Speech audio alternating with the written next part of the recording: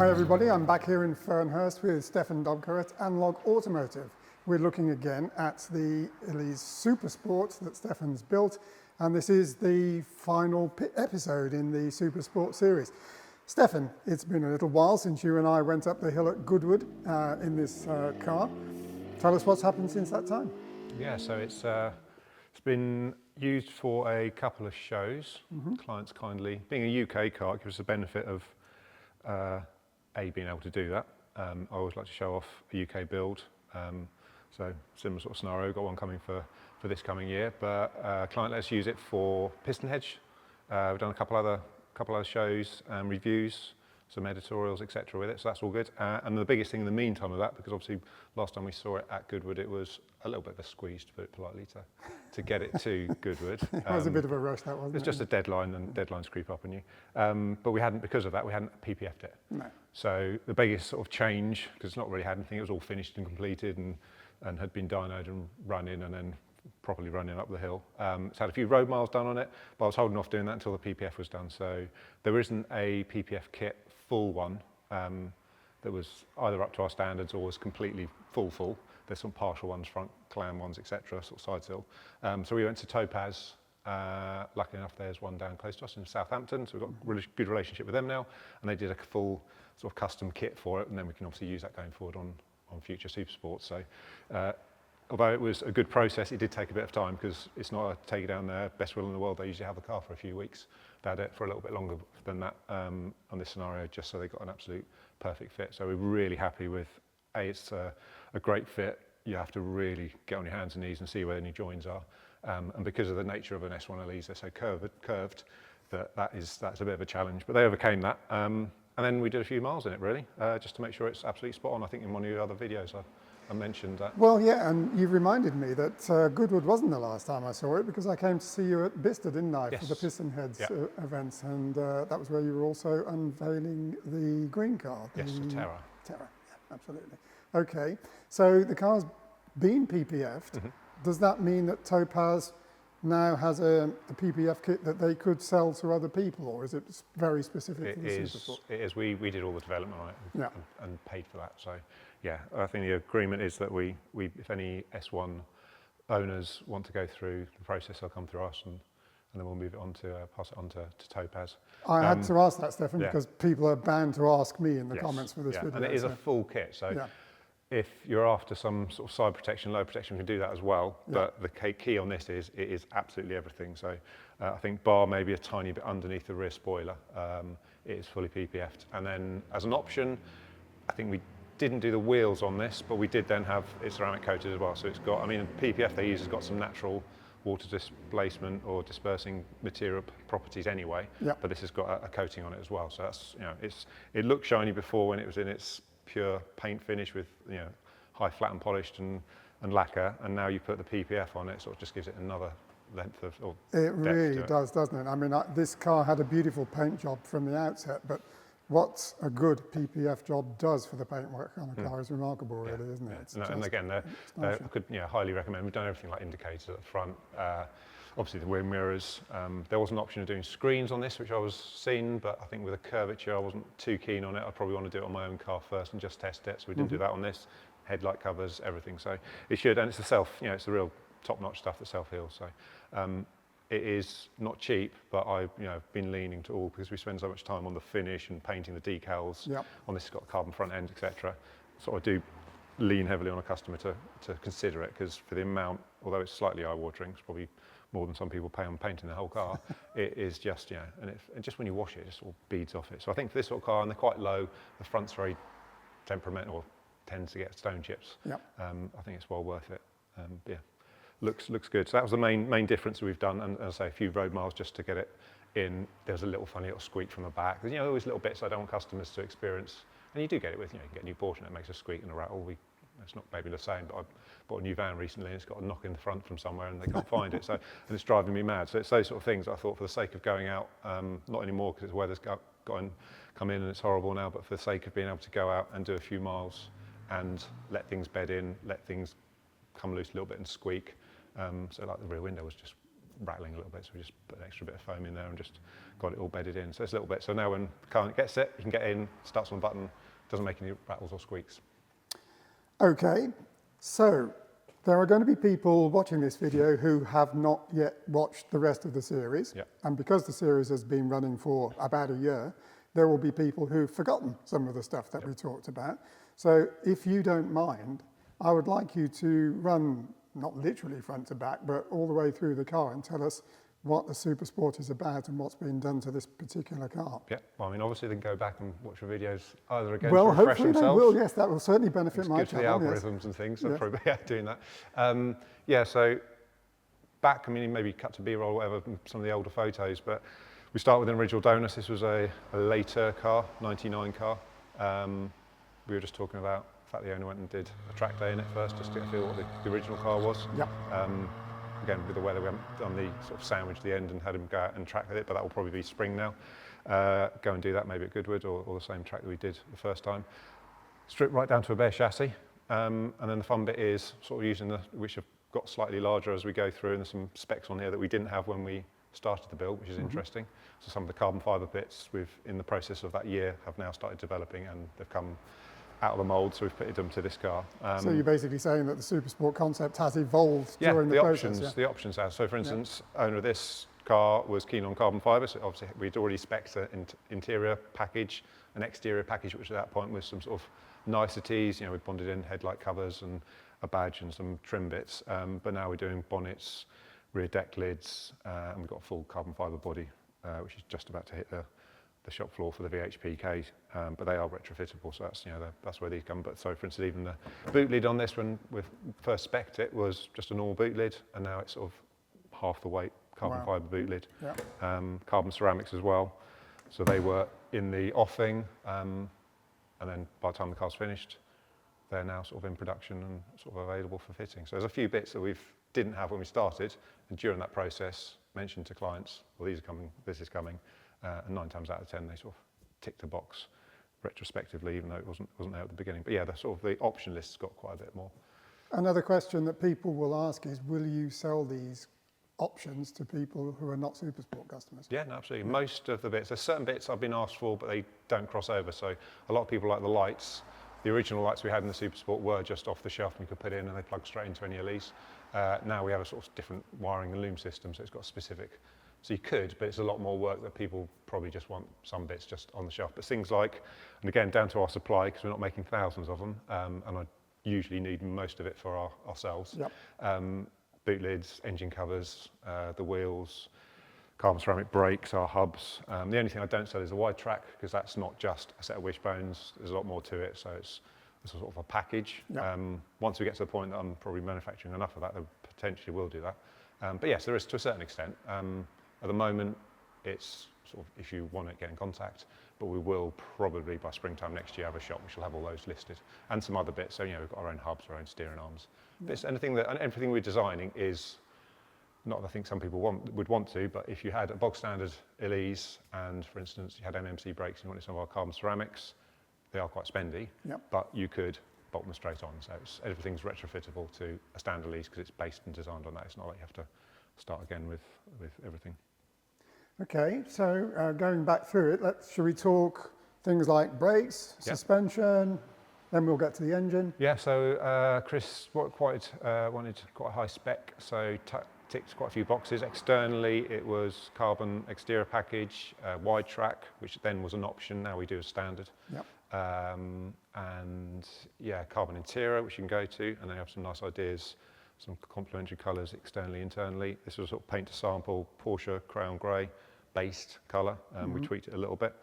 And then he did sort of tick every box on the engine. So he sort of went above and beyond on the engine spec. So that's got fully forged crank and bottom end, and our ECU, our wiring loom, our inlet trumpets, etc. So, and he wanted as much noise as possible. So it has got an open air box, which I wasn't sure about. Didn't know if it would lose any BHP, but on the rollers and the dyno, it's actually making better power than the black SuperSport. Yeah, and has got, and that's with a full stainless steel exhaust system, ceramic coats or cerakoted tips, and a sports cat. So it's actually even legal and passes an MOT, which is good. So Lotus guys are pretty nerdy, Stefan, as you know better than me. Technically minded. They will be asking, okay, technically minded, they will be asking specifically what suspension and brakes are on a SuperSport. Yeah, so I'll have brake-wise, it runs and there are options, but it runs a standard caliper on the front, standard rear, uprated Ali Bell discs, so they're AP. Discs, pads, we use Padgett, so there's nothing out of the normal there, pretty standard. I did go down the route of trying to uprate them a little bit, but the car's, we haven't talked about the weight of it, but the car's dramatically lighter, so therefore it doesn't need to have more brake. It has got more power, but the brakes on the Elises are pretty good anyway, I think. And if you uprate them, they're slightly larger diameter, so I get an aluminium belled disc, so that sort of helps with any heat displacement and issues. I can't remember, this car wasn't quite early enough to have MMCs on. No, it's a later car, so it's had standard steel brakes, so we've gone up in size and then up in, obviously, aluminium bell discs now, so obviously that's for a weight saving, also helps with the heat, and we've got up size and then a slightly more aggressive pads, it's Padgett RS14, which sometimes they do, you know, when they're very cold first thing in the morning, like we went out today, you know, sort of late November, early December, it's sort of they squeal a little bit, but once you get them up temperature, they're fine. Wishbone's a wide track setup, so that's our sort of unique sort of setup for ourselves, and then this is running Nitron Club Sport dampers with our own sort of valving and some adjustment on the spring rate, again, because of the weight of the car, so we've managed to make the springs a little bit softer, which obviously helps with the way it rides on the road, so it's not too crashing stiff. I purposely not always said these aren't track cars, so you can use them on track, and the Black SuperSport went on track and it's done Evo Track Car of the Year, etc. But it's designed for driving on the road, nice B roads, and then you can, with the adjusters, stiffen that up, and then it has the capability to be quite a bit stiffer and then go to a track. And then brakes, this originally came out with the steel ones, and then we've got the carbon ceramics, which have sort of been delivered. So it was a bit of a development process through while this car was being built, so that's all, they came at the end, which will save a lot of weight, and then we get to test those in anger on track, but on the road they're fantastic and save a lot of unsprung weight. So those are yet to go on the car? On this one, yes. So this is back to the client, and then they'll be fitted when you probably use it. It's winter now, so it'll probably be tucked up, hence our custom cover. We'll probably go and be put to bed for a little bit. Yeah, okay. So you mentioned briefly there the weight, and I know what your original targets were. Have you weighed it? Yeah. So and what's the final number? Before we went to Goodwood, bear in mind this has got a larger fuel tank. So it's got a 48 litre tank in it, so you can do a trip in it if you want to do a European trip and not run out of petrol. It's a little thirstier, obviously. But with that full tank before, because I didn't want to run out, one of the no-nos is running out of fuel at Goodwood going up the hill. So we just filled it right up on the first day. And you're only going a couple of times each day, but it does get through the fuel. I think it was a smidge over, it was 704 or 5, including that fuel. So without the full tank of fuel, our weight is usually wet, as in it's got all the fluids in it. It's got, it's got oil and coolant and brake fluid, and I like to weigh them with maybe 5-10 litres, enough to start it and drive to the petrol station. But when you do it that way, with the carbon ceramics, which will probably take even more off it, it was 680. So we're down to carbon ceramics will save another 10 to 12. So we're quite light. You must be pretty pleased with that. Yeah, no, because that's I think there's a lot of fudging of figures, so it's hard to find. I know there's sort of a wet figure which should be fully fueled up, but then the customer wanted a larger fuel tank in this. So there's always different specs as well, so it's really hard. It's got carbon interior, it's got carbon boot lid, so it's probably one of the lighter ones. It's definitely lighter than the, funnily enough, not a huge amount, but it is lighter than the Black SuperSport. But then, as I said, the things have sort of moved on since we've done that car. So, and off the back of this being completed and the other ones that we've had gone out and driving, which has had quite a hard life, that Black SuperSport now is in bits, being sort of brought up to, there's a few bits, so we didn't have the carbon boot lid, so that was the first one went on this car, and then we're doing that same to the Black SuperSport. So off the back of these cars, now they're in production, for want of a better word, the prototype's being refreshed to that same sort of standard. Fantastic. Yes, I remember that car well, appearing in our very early videos. Yeah, it was good. It was sad taking its bits, but anyway, I wanted to sort of leave it as it was, but then, then this... I can't imagine any of these cars standing still for long, Stephen. You'll always be trying other ideas. Yeah, and that's one of the things I say to clients as well. So, I've already talked to this client about some of the other things we've got coming, and if they come and they want to come back. So I think it could be an evolving, keeping it up, rather than having last generation's iPhone, for want of a better analogy, you know, you can come and get it updated. And you know, even with, there was a point where that carbon boot lid and the front engine cover weren't going to be potentially ready, so we, you know, had a bog standard one painted and ready to go on it. And literally, that was one of the things we changed before Goodwood. That came in, and it wasn't still wet, but it was fresh off the paint and fitted, and away you go. So yeah, there's always going to be that development. But that's, I think, if you just stop and say that's how we do it, and then you're done. So I think it always needs to be keep going and challenging yourself a little bit. So we have got a different exhaust system coming and some other little bits and bobs. So. Well, what an awful lot of people want to know most about is the engine, of course. So run us through what you did with the engine and what this represents, what you managed to achieve output-wise for this car, and basically, you know, is this as far as you could go, or is there still room? Yeah, so with this generation of SuperSport, we had an option. So the base one, to keep the price, I would say reasonable, but it's quite a lot anyway. There is an option to upgrade the engine. So the standard engine, that's what we had in the black SuperSport, was 210 horsepower. I've had forged internals, obviously had independent throttle bodies. That was running our older generation of ECU, and it was running the standard engine loom. As we've gone through cars, the engine looms have started to become, and I found this on clients' cars, we've had a couple that we've had to change some wiring and fix engine looms. I think it just goes through a lot of heat, and it's just getting to that age. The central main loom that's tucked in the middle of the car has always been good as gold and hardly have any issues. We obviously replaced the fuse box, which is in a silly place up on the wheel arch. That always gets the first attention because that does get furry, so that's one of the first things. But yeah, so we've, since that black car, we've updated, so we've got our own engine loom now, which is sort of a mil-spec engine loom, which is A, lighter, and B, a bit more sophisticated. It's a lot neater to run and stuff as well, so it just looks better. And all the connectors are much higher grade, so some military spec connectors. And then we run our own ECU as well, which is based on a later EFI unit from later Lotuses. But again, gives us scope to have a few more sensors and just see what's going on in the engine. So it's quite a sophisticated ECU, probably more sophisticated than the K series needs.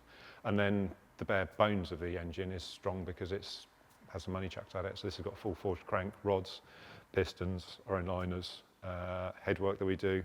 Piper do our cams for us. So this was running, we have a hub dyno, so it's running just over 200 horsepower at the wheels. So that's about 220-ish, give or take. I found with a black SuperSport, dyno numbers always a little bit low because the engines are quite tight.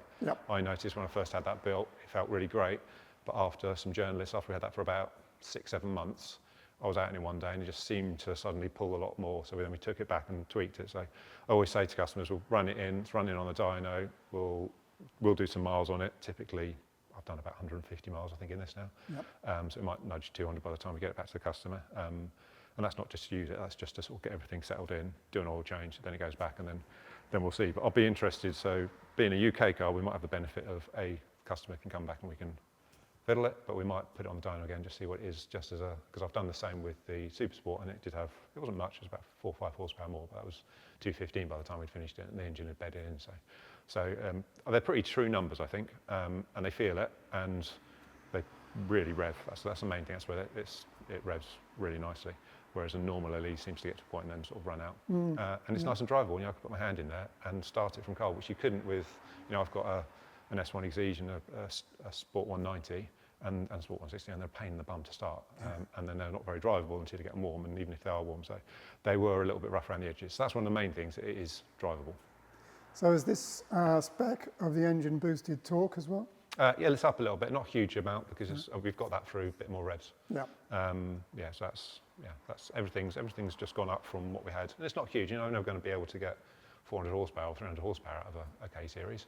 But from going from a standard car which got 120 to sort of Sport 160s and Sport 190s and Exiges, which were hovering around the 190, they never were 190 when you put them on the dyno, they're usually a bit less than that.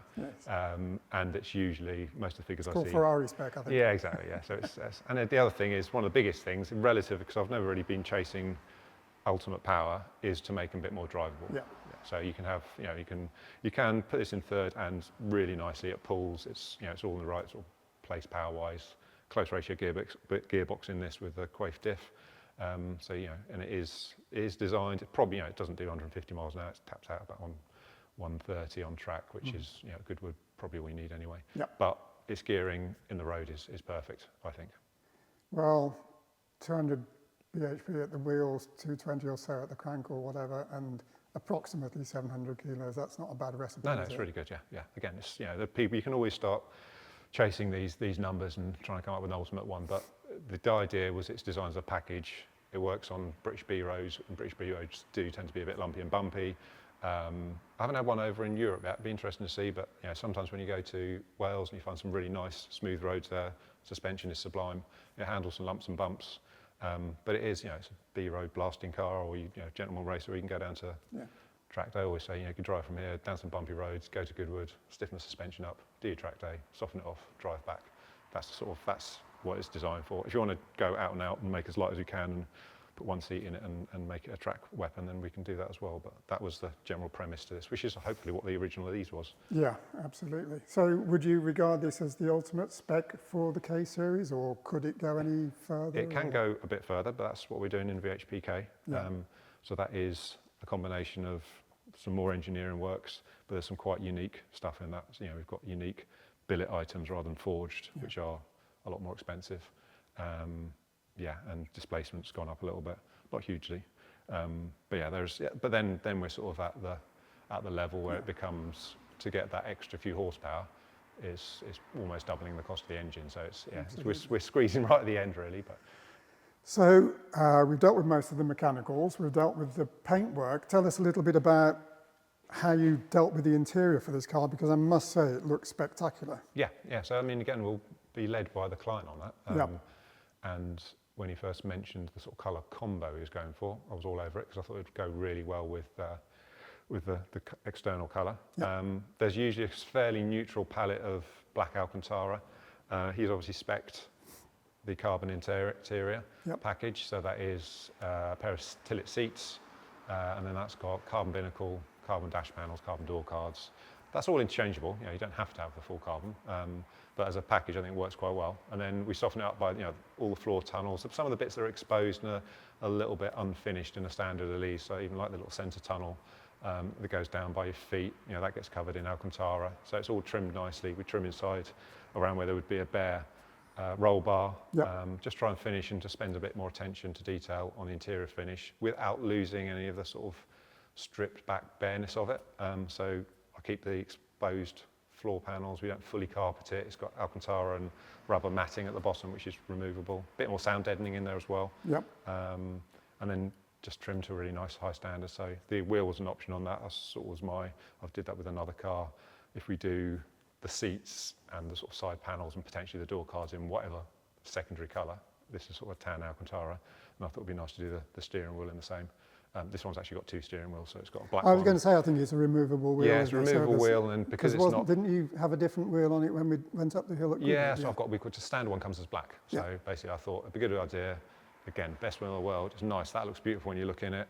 Probably driving down the road, going out for a nice drive to the pub, etc. It's great, but when you get all sweaty on track, it might start to not wear as well. So although it's high quality Alcantara, so it should wear pretty well. But yeah, so we've got a black wheel that's just interchangeable. And then you've got options as well, so some people want slightly bigger and smaller, so you could have a smaller one for track and a slightly larger one for, not massive, but slightly different size. But yeah, so this is just a spec. I did that, off our own back, we did the wheel and customer liked it, so we gave them both lovely. Wheels. Yeah. I think the way you've handled the interior, which obviously was a discussion between yourselves and the customer, has worked out really, really well. The Tillet seats look great, and I think the level of Analogue Automotive branding that you've introduced is subtle and looks really good without looking over the top as well. Yeah, I don't mind. It's a fine line there when you put too much of it. So, for instance, now we've got our nose badge integrated.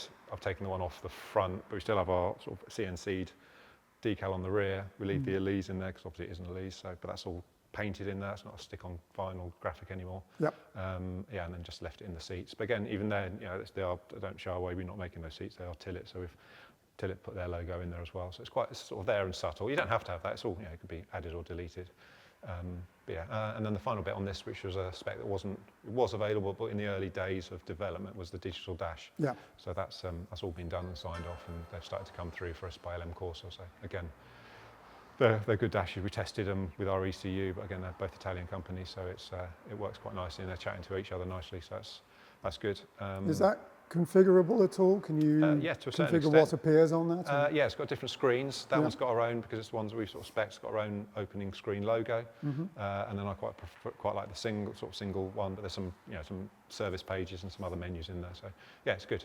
And it keeps up nice in real time. Or some of the other digital dashes I've seen or used are a bit laggy, whereas this is, wouldn't know any difference. And it's got some nice features like, it buzzes if you leave the door open and light on and all that sort of thing. Put a little buzzer in connected to it for the lights on, which is a common problem on these. I mean, they're LEDs if you leave a light on, but a number of times I've left my side lights on an Elise and just gone off and the battery's dead because they're so dim you can't even see them. So Yes, it's not too much of a problem with these because they've got quite a low draw being LED ones. And then final little bits, just did some custom touches on the gear knob. So it's a smaller aluminium gear knob. But then on this one of our previous clients is a jeweler, and he did us a few one-offs. So for Goodwood, we put a little, that's sterling silver AA logo in the middle of the. Very nice. Yeah, which is a nice touch, but probably a bit over the top. Not something we're going to do all the time. We could do, but not standard. But anyway, I thought, seeing as it's the first UK car we delivered, and the client has been nice to us, we'd treat him to that. But yeah, internally, I think as a package with the bronze highlights Cerakote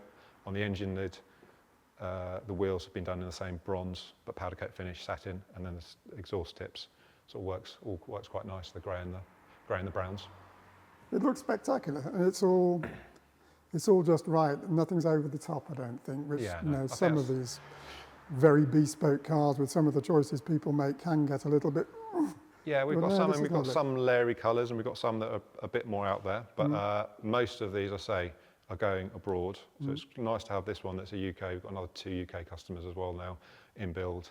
Some of the others are going off to States and other parts of the world. We're getting cars sent to us now from other parts of the world, which is nice. So we've got a tighter turnaround for those, which is interesting, because cars can't be out of a country for more than a year to but it's easier for registration because it's already registered in country of origin. Yep. We've just got to get it over here, which sometimes takes a bit of time, and it makes our window of building one. But because we're building more, they're the time frame of 12 months has come down to a about 10, depending on what spec. Some of the carbon bits and engine, if it's higher spec, does take longer. So, and our waiting list is a little bit longer as well. So that's the other issue. But there are some lairier colours, for want of a better word.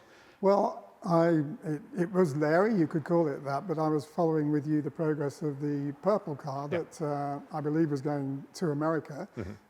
Customer chose that colour, and I think it looks absolutely spectacular. Has that one gone yet, or is that still? That's VHPK, so that's been put back a little bit. That is VHPK. Yeah, so that was the first VHPK one, just because that went from being a high-spec SuperSport to something completely different now.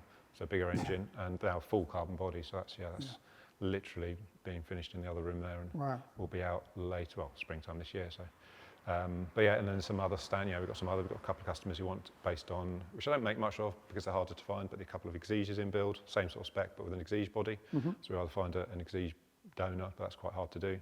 And then some sort of lairier colours. So we've got I've got an acid green one being done, which is quite out there. But they all look, going back to your other question, they all look the same silhouette of an Elise. We haven't widened it anything, we've lightened them. But if they're going to those countries where it's registered as a Lotus Elise, which it is, it needs to come off that shipping container or transport looking like that. It can't all be winged, and someone goes, actually, no, that's something completely different. Which is why we keep the same K series, and we spent so much time and energy and money developing it to the standard that we've got it to. Okay. I can only think of one more question before we wrap this up. On going forwards, does a SuperSport with the spec engine such as this one, does that require more maintenance than a standard car? No, they're all pretty much the same. Really? Yeah, no, I mean, I've got, it's pretty good, isn't it, to have such a highly tuned engine? So. Yeah, it is sort of a detuned. It's it's almost a race engine, but I don't think people are going to put them through that. I mean, it can take track work, and we've proved that with the black SuperSport. It was thrashed from probably not bed in as well as it could do because it was from the dyno straight out to track work and journalists driving it, so that's had a really hard life. But again, that engine's still going strong, and I've been doing quite regular service intervals. So she'll have a yearly service interval, which normally these would do. I've put a limit of about 5,000 miles on oil changes, but the sort of spec and level of this car, I don't think people are going to be doing 10, 20,000 miles a year, so they're probably doing 5,000, 6,000 miles a year, and they've probably got one or two other cars as well. So Probably the problem is not getting the time to use it rather than using it too much. But if they do 10,000 miles, then it's only an extra oil change. And then we just brought the service intervals. I'll every 2 years do an inspection on the belts. And they were 5 years from Lotus, and they went down to 4 years. So I said every 3 years, we'll just have an inspection and change of the belts, which might be precautionally more than anything. But I just think the way they'll probably be used will be short and heavy and hard, or maybe they'll do a really long 3,000 mile whatever road trip and then come back and not be used for 6 months. So that's why I just sort of come up with that sort of service interval. Whether they need it or not, you could probably argue that it could be stuck to the sort of 10,000 mile 5-year service interval on belts, but I just thought it's wise to do that with these. And then depends what spec of inlet you use, because independent throttle bodies, this has got an open air box on it, so the filter will probably need to be done a little bit more, but it's, you know, it's a nice clean refreshable one that you can sort of wash out and do, so it's all fairly low maintenance. Everything else breaks, everything else is as a normal car would be. Fabulous. Well, it's been fascinating to follow this project with you, Stefan. I could feel a little bit sad that we may not be coming down here to track any more progress with you, but this is a little bit of a giveaway, but I do happen to know that the customer for this car has another car with you. Yes. Which is maybe not going through this process, but is going through a restoration process, and it's quite an interesting Lotus. I think it doesn't give too much away to say it's a 340R, and I think we can probably look forward to talking some more about that one in the future too. But for now, thanks very much. No worries. Thank you. It's been a pleasure.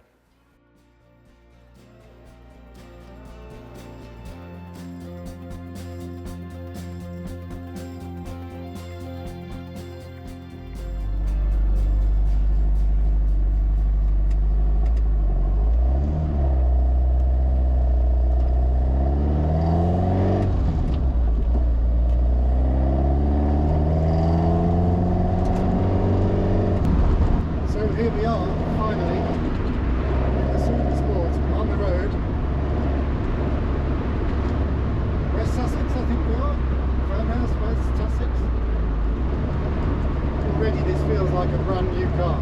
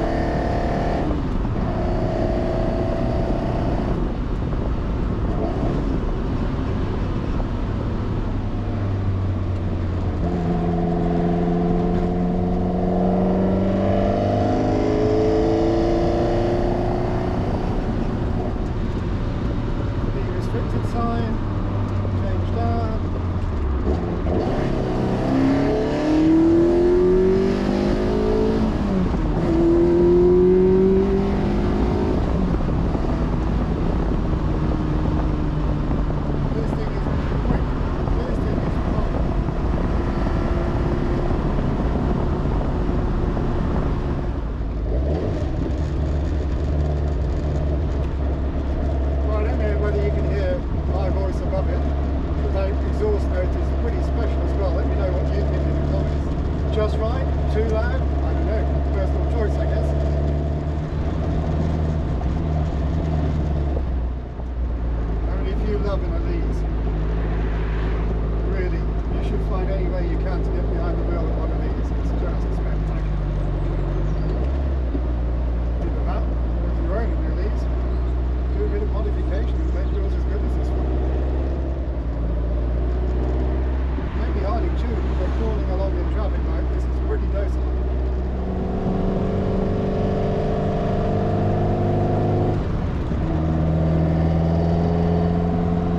fabulous gear change too.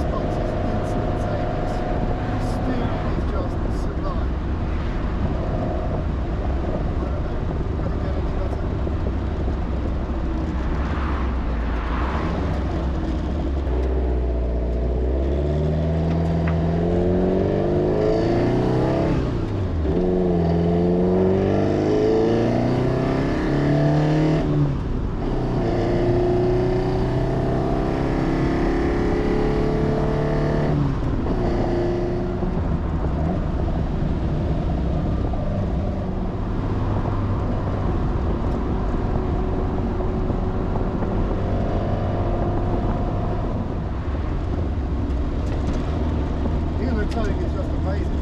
Congratulations, Stefan, on